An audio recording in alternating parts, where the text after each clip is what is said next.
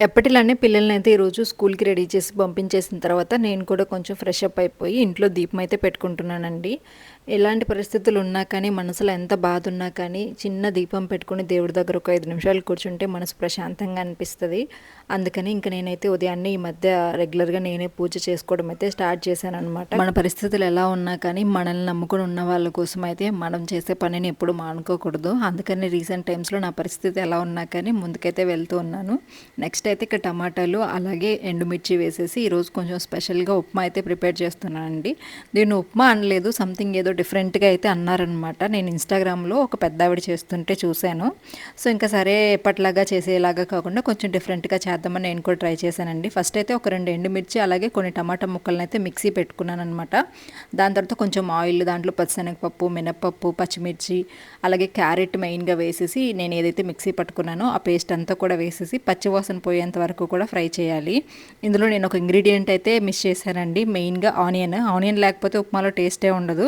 కొత్తగా ట్రై చేద్దామని చెప్పేసి ఉన్నది పోగొట్టుకోవడం అంటే ఇది. నాకైతే అలానే అనిపించింది. నార్మల్గా ఉప్మా చేసినా బాగుండేది, ఆనియన్ లేకపోతే ఉప్మా అసలు టేస్టీగా అనిపించదు కదండి. ఆ ఫ్లేవరే చాలా చేంజ్ అయిపోయింది, బట్ డిఫరెంట్గా అనిపించింది. ఈసారి అయితే నేను ఆనియన్ వేసి కూడా ట్రై చేస్తాను. మీరు కూడా ట్రై చేయండి, డిఫరెంట్గా ఉంది ఫ్లేవర్ ఇదంతా కూడా.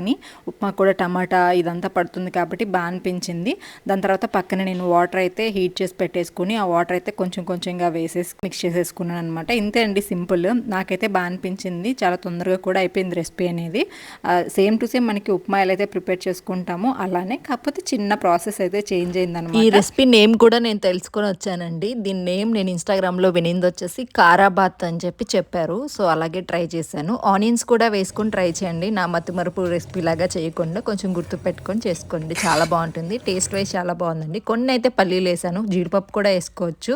సో ఆ రోజైతే మా బ్రేక్ఫాస్ట్ అదే అనమాట. చూడడానికి అయితే బాగుంది కదా. ఇంకా నేను కూడా కొంచెం ఉప్మా తినేసి దాని తర్వాత అయితే రైస్ పెట్టుకుంటున్నానండి, కుక్కర్లో పెట్టేస్తాను అనమాట. ఈ రోజైతే నేను ఆయిల్ పెట్టుకున్నానండి తలకి. ఫుల్గా వారం నుంచి పెట్టుకోలేదు, తల అయితే పగిలిపోతుంది. అందుకని ఫుల్ ఆముదము అలాగే కొబ్బరి రెండు కలిపి అయితే పెట్టేసుకున్నాను. ఇంతటితో నా పని అయితే అయిపోయిందండి. వంట అయితే స్టార్ట్ చేసుకోవాలి మళ్ళీ. వీడియో నచ్చితే లైక్ చేయొచ్చు కదా ఫ్రెండ్స్.